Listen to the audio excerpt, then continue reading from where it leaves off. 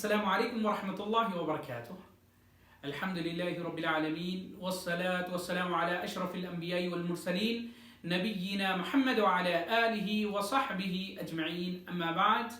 محترم سامعین کرام، زکوٰۃ فطر اور اس کے احکام و مسائل سے متعلق چند باتیں سماعت فرمائیں. اللہ تعالیٰ سے دعا ہے کہ اللہ تعالیٰ ہم تمام کے اس مبارک مہینے میں کیے جانے والے تمام عبادتوں کو قبول فرمائیں. زکوٰۃ فطر کسے کہتے ہیں؟ رمضان المبارک کے اختتام پر جو مخصوص مقدار میں فقراء و مساکین کو واجب طور پر ادا کیا جاتا ہے اسے زکوٰۃ فطر کہتے ہیں، جسے عام زبان میں فطرہ اور فطرانہ بھی کہا جاتا ہے. اس کا حکم کیا ہے؟ اس کا حکم ہر مسلمان پر یہ فرض ہے. اس تعلق سے ہم کو صحیح بخاری اور صحیح مسلم میں حضرت عبداللہ ابن عمر رضی اللہ تعالیٰ عنہما سے ایک حدیث ملتی ہے کہ انہوں نے فرمایا کہ فرض رسول اللہ صلی اللہ علیہ وسلم زکاة الفطر صاع من تمر او صاع من شعیر علی العبد والحر والذکر والانثى والصغیر والکبیر من المسلمین وامر بها ان تؤدی قبل خروج الناس الى الصلاة. کہ آپ نے فرمایا کہ ہر مسلمان پر آزاد ہو یا غلام، مرد ہو یا عورت، چھوٹا ہو یا بڑا، ایک سا کھجور، ایک سا جو بطور زکوٰۃ الفطر ادا کرنا فرض ہے. اور حکم دیا کہ اسے نبی کریم صلی اللہ علیہ وسلم نے حکم دیا کہ لوگ اسے نماز کو، عید کے لیے نماز پڑھنے جانے سے پہلے اس کو ادا کر دیں، نکال دیں. اس کی حکمت کیا ہے؟ اس کا مقصد کیا ہے؟ شریعت نے ہم پر کیوں اس کو فرض کیا ہے؟ اس کے دو مقصد ہم کو نبی کریم صلی اللہ علیہ وسلم نے بتائیں، جیسا کہ حضرت عبداللہ ابن عباس رضی اللہ تعالیٰ عنہ سے روایت ہے کہ انہوں نے فرمایا کہ فرض رسول اللہ صلی اللہ علیہ وسلم زکاة الفطر طہرۃ للصائم من اللغو والرفث وطعمۃ للمساکین. رواہ ابو داود وحسن الالبانی. کہ نبی کریم صلی اللہ علیہ وسلم نے زکاة فطر کو فرض قرار دیا ہے. جو روزے دار کو روزے کی حالت میں لغو اور بیہودہ جو الفاظ اس کی زبان سے نکل جاتے ہیں یا جو کام اس کے سے سرزد ہو جاتے ہیں، یہ زکوٰۃ اس سے پاک کر دیتی ہے. دوسرا جو مقصد بتایا گیا ہے کہ یہ مسکینوں کی اس سے ان کو غذا فراہم ہو جاتی ہے، وہ مانگنے سے بچ جاتے ہیں. یہ دو چیزیں جو مقصد بتائے گئے ہیں. پہلا مقصد تو یہ ہے کہ جو کوتاہی انسان سے عمدن یا سہون بتقاضۂ بشریت سرزد ہو جاتی ہے، بیہودہ کلام، بیہودہ باتیں یا کوئی کام ایسا سرزد ہو جاتا ہے جس کی وجہ سے روزے پر اثر پڑتا ہے، تو یہ زکوٰۃ اس کی تلافی کر دیتی ہے. دوسرا یہ کہ معاشرے میں جو غریب مسلمان، جو غریب و مسکین، نادار، مفلس لوگ رہتے ہیں، جن کے پاس کھانے کے لیے کچھ نہیں ہوتا، عید کے دن بھی وہ ہم کو حکم دیا گیا ہے کہ تمام مسلمانوں کی عید کی خوشیوں میں شامل کیا جائے. اور فطرے کا ایک مقصد یہ بتایا گیا ہے کہ تاکہ وہ لوگ عید کے دن مانگنے سے، ادھر ادھر پھرنے سے اور کیا ہے گداگری سے بچ جائیں. یہ مقصد بتایا گیا ہے. یہ دو مقصد بتائے گئے ہیں. اب یہ دیکھیں گے کہ زکوٰۃ فطر کن لوگوں پر فرض ہے، کن لوگوں پر فرض ہے. جیسا کہ میں نے آپ کے سامنے ابھی حضرت عبداللہ ابن عمر رضی اللہ تعالیٰ عنہما کی حدیث پیش کی ہے کہ جس پہ نبی کریم صلی اللہ علیہ وسلم نے فرمایا کہ چھوٹا بڑا، مرد عورت، غلام ہو یا آزاد ہو، تمام پر زکوٰۃ فطر کیا ہے؟ فرض ہے. البتہ وہ بچہ جو ماں کے پیٹ میں پل رہا ہوتا ہے، جسے جنین کہا جاتا ہے، اس کے تعلق سے علماء کہتے ہیں کہ اس پر فرض نہیں ہے بلکہ یہ مستحب ہے. اگر کوئی نکالے تو اچھا ہے لیکن اس پر فرض نہیں ہے. اور زکوٰۃ فطر کون ادا کرے گا؟ کیونکہ گھر کا جو سرپرست ہے وہ ادا کرے گا، وہ اپنی جانب سے، اور اس کے زیر کفالت جتنے لوگ ہیں ان تمام کی جانب سے گھر کا سرپرست ادا کرے گا. اور اس سلسلے میں ہم کو سعودی عرب کی جو لجنہ دائمہ کی جو یعنی علماء کی جو کمیٹی ہے فتویٰ دینے کے تعلق سے، وہ بتاتے ان کا فتویٰ ہے کہ جس طریقے سے ایک مسلمان کے لیے اپنی جانب سے صدقہ فطر نکالنا واجب ہے، اسی طریقے سے ان لوگوں کی جانب سے بھی نکالنا واجب ہے جن کے خرچ کا وہ شخص ذمہ دار ہے.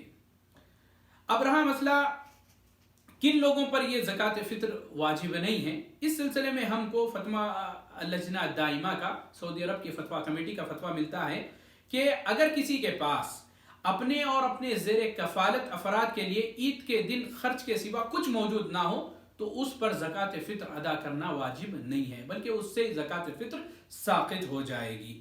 کیونکہ اللہ رب العالمین کا فرمان ہے لا یکلف اللہ نفسا الا وسعها، اللہ تعالیٰ کسی نفس کو اس کے مقدور سے زیادہ مکلف نہیں بناتا، اللہ تعالیٰ کسی شخص پر بوجھ نہیں ڈالتا جس کی وہ استطاعت نہیں رکھتا۔ زکوٰۃ فطر کی مقدار کیا ہونی چاہیے؟ اس سلسلے میں ہم کو حضرت عبداللہ ابن عمر رضی اللہ تعالیٰ عنہما اور حضرت ابو سعید خدری رضی اللہ تعالیٰ عنہ سے ہم کو حدیثیں ملتی ہیں کہ وہ بیان کرتے ہیں کہ ہم زکوٰۃ فطر 1 سا گیہوں یا 1 سا جو یا 1 سا کھجور یا 1 سا پنیر یا 1 سا کشمش نکالا کرتے تھے۔ صحیح بخاری صحیح مسلم کی روایت ہے۔ 1 سا کسے کہتے ہیں؟ 1 سا 4 مد کو کہتے ہیں۔ 4 مد جو ایک پیمانہ تھا، ایک ناپنے کا ایک آلہ تھا نبی کریم صلی اللہ علیہ وسلم کے زمانے میں، جس کے تعلق سے کئی اقوال ملتے ہیں، کیونکہ یہ وزنی تو نہیں تھا بلکہ یہ ناپنے کا ایک آلہ تھا۔ علماء کے جو اقوال ملتے ہیں زیادہ تر جو ملتے ہیں کہ یہ 1 سا کی مقدار 2.5 کلو ہوتی ہے، 2.5 کلو ہوتی ہے۔ بعض علماء نے 2.5 کلو سے 3 کلو بتایا۔ اگر کوئی شخص 2.5 کلو نکال دیتا ہے اناج میں سے، ان اشیاء میں سے، تو وہ اس کا زکوٰۃ فطر ادا ہو جائے گی۔ زکوٰۃ فطر کی ادائیگی کا وقت کیا ہے؟ اس کے تعلق سے بھی نبی کریم صلی اللہ علیہ وسلم نے ہم کو بتایا ہے، جیسا کہ حضرت عبداللہ ابن عمر رضی اللہ تعالیٰ عنہما کی حدیث میں گزر گیا ہے۔ افضل وقت یہ ہے کہ جیسے ہی شوال کا چاند دیکھ لیا جائے، جسے ہم کہتے ہیں عید کا چاند دیکھ لیا جائے، مغرب کے بعد سے، اس دن مغرب کے بعد سے لے کر نماز عید سے پہلے تک ادا کرنا افضل ہے۔ لیکن عبداللہ ابن عمر رضی اللہ تعالیٰ عنہ سے ایک روایت ملتی ہے ہم کو، بخاری کی روایت ہے، جس میں آپ فرماتے ہیں وَكَانُوا يُعْطُونَ قَبْلَ الْفِطْرِ بِيَوْمٍ أَوْ يَوْمَيْنِ، 1 دن یا 2 دن پہلے بھی اس کو ادا کیا جا سکتا ہے، لوگوں کی سہولت کے لحاظ سے، آپ کی سہولت کے لحاظ سے، اور لوگوں تک آسانی کے ساتھ غلہ اناج پہنچنے کے لحاظ سے 1 دن پہلے یا 2 دن پہلے بھی اس کو نکالا جا سکتا ہے۔ لیکن افضل وقت یہ ہے کہ چاند دیکھنے کے بعد، عید کا چاند دیکھنے کے بعد سے لے کر نماز عید ادا کرنے سے پہلے تک ادا کر دیا جائے۔ یہاں ایک بات ملاحظہ ہو کہ اگر کوئی شخص بغیر عذر کے زکوٰۃ فطر نماز عید کے تک ادا نہیں کرتا ہے، بلکہ ادا ہی نہیں کرتا، تو وہ گنہگار ہوگا، اور اگر کوئی ادا کرتا ہے عید کے بعد تو وہ زکوٰۃ فطر اس کی ادائیگی میں اس کا شمار نہیں ہوگا، بلکہ یہ عام صدقہ ہوگا۔ نبی کریم صلی اللہ علیہ وسلم نے فرمایا من اداها قبل الصلاة فهو زکاة مقبولہ ومن اداها بعد الصلاة فهي صدقة من الصدقات، کہ جس نے نماز عید سے قبل ادا کیا تو وہ مقبول صدقہ ہے، یعنی اس کی زکوٰۃ فطر ادا ہو جائے گی، اور جس نے نماز عید کے بعد ادا کیا تو وہ عام صدقہ شمار کیا جائے گا، زکوٰۃ فطر شمار نہیں کی جائے گی۔ ابو داؤد کی روایت ہے یہ، اور امام البانی رحمۃ اللہ علیہ نے اس حدیث کو حسن قرار دیا ہے۔ اس سلسلے میں ہم کو فتویٰ اللجنہ دائمہ جو سعودی عرب کی فتویٰ کمیٹی ہے، اس کا ایک فتویٰ بھی میں آپ کے سامنے رکھ دوں کہ زکوٰۃ فطر نکالنے کا آخری وقت نماز عید ہے، لہذا جس نے بلا عذر کہ نماز عید سے پہلے نہ نکالا تو وہ گنہگار شمار ہوگا، اسے چاہیے کہ اس گناہ سے توبہ کریں اور یہ صدقہ فقیروں کو دے دے۔ یہ صدقہ فطر تو نہیں ہوگا بلکہ عام صدقہ ہوگا، جو حدیث کے روشنی میں الحمدللہ یہ بات بتائی گئی ہے۔ زکوٰۃ فطر میں کیا چیز ادا کی جائے گی، میں نے آپ کے سامنے بیان کیا، حضرت ابو سعید خدری رضی اللہ تعالیٰ عنہ کی حدیث آپ کے سامنے رکھا کہ صحابہ 1 سا گیہوں یا 1 سا جو یا 1 سا کھجور یا 1 سا پنیر یا 1 سا کشمش نکالا کرتے تھے۔ اگر آپ کے پاس علماء کے اقوال موجود ہے کہ جو آپ کی عام غذا ہے، جو آپ عام طور پر استعمال کرتے ہیں آپ کے ملکوں میں، آپ کے شہروں میں، تو وہ ادا کرنا جائز ہے، جیسا کہ چاول ہے اور اسی طریقے سے گیہوں ہے جو عام طور پر ادا کی جا سکتی ہے۔ اس کے علاوہ اناج کے علاوہ کوئی ہو سکتا ہے کہے کہ میں کپڑے ادا کر دوں، کپڑے دے دوں یا سامان دے دوں فلاں، یہ سب چیزیں تمام چیزیں جائز نہیں ہیں، اناج ہی دینا ضروری ہے۔ زکوٰۃ فطر، یہاں ایک سوال ہمیشہ لوگ پوچھتے رہتے ہیں، کیا ہم زکوٰۃ فطر میں ہم نقد پیسے غریبوں مساکین میں دے دیں تو کیا زکوٰۃ فطر ادا ہو جائے گی؟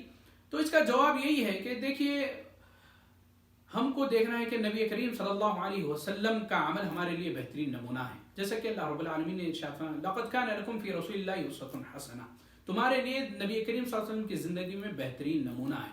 نبی کریم صلی اللہ علیہ وسلم نے ہم کو جو حکم دیا ہے وہ اناج کے نکالنے کا حکم دیا ہے، اور صحابہ نے، تابعین نے، سلف صالحین نے، علماء نے، ائمہ نے اس پر عمل کیا ہے۔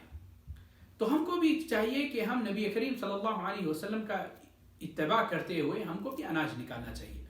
نبی کریم صلی اللہ علیہ وسلم کے زمانے میں، صحابہ کے زمانے میں بھی نقد کا چلن عام تھا، لیکن نبی کریم صلی اللہ علیہ وسلم نے اناج نکالنے کا حکم دیا ہے۔ حالانکہ صحابہ اس دور میں مال کے زیادہ محتاج تھے، کئی صحابہ غریب تھے، ان کو مال مل جاتا تو شاید وہ ان کی دوسری ضروریات پوری ہو جاتی، لیکن نبی کریم صلی اللہ علیہ وسلم نے یہاں اناج کے نکالنے کا حکم دیا ہے۔ اگر کوئی شخص سمجھتا ہے کہ اس کے پاس غریب مسکین لوگوں کو وہ جانتا ہے تو وہ چاہیے کہ اس کو عام صدقہ کرے، لیکن صدقۃ الفطر میں اناج ہی نکالے۔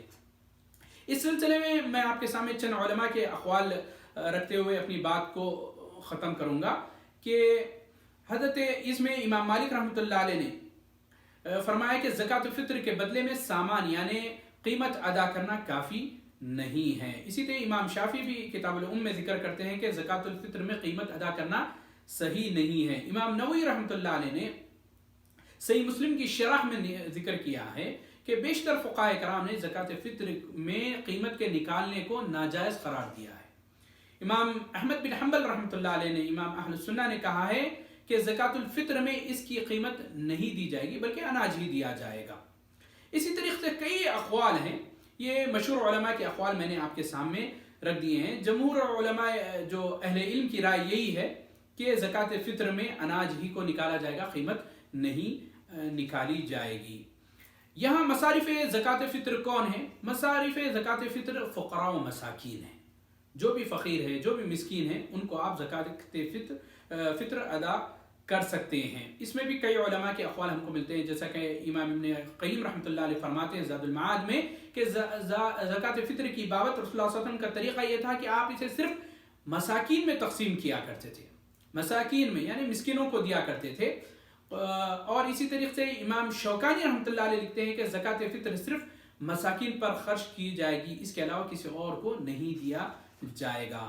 یہاں ایک اور سوال آتا ہے کہ کیا زکوٰۃ فطر کو ہم اپنے شہر کے علاوہ کسی اور شہر کو بھی منتقل کر سکتے ہیں، کہیں اور ملک میں بھی ادا کر سکتے ہیں؟ مثال کے طور پہ آپ کسی ملک میں رہتے ہیں، یہاں آپ دیکھتے ہیں کہ یہاں کے لوگ اتنے زیادہ محتاج نہیں ہیں، یہاں خیر الحمدللہ موجود ہے، لوگ کافی تعداد میں دے رہے ہیں، لیکن آپ کوئی ایسی جگہ کو جانتے ہیں جہاں فقراء و مساکین تک زکوٰۃ فطر یعنی ان تک اناج نہیں پہنچ پاتا، تو آپ ان کو ادا کر سکتے ہیں، یہ چیز جائز ہے۔ امام ابن عبدالعزیز ابن باز رحمہ اللہ نے کہا کہ جہاں آپ رہتے ہیں وہیں زکوٰۃ فطر نکالنا افضل ہے۔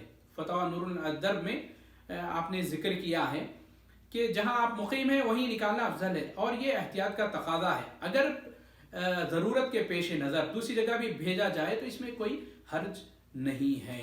تو اللہ تعالیٰ سے دعا ہے کہ اللہ تعالیٰ ہم تمام کے نیک اعمال کو قبول فرمائے، اور ہم تمام کو کتاب و سنت پر عمل کرنے کی توفیق عنایت فرمائیں۔ والسلام علیکم ورحمۃ اللہ وبرکاتہ۔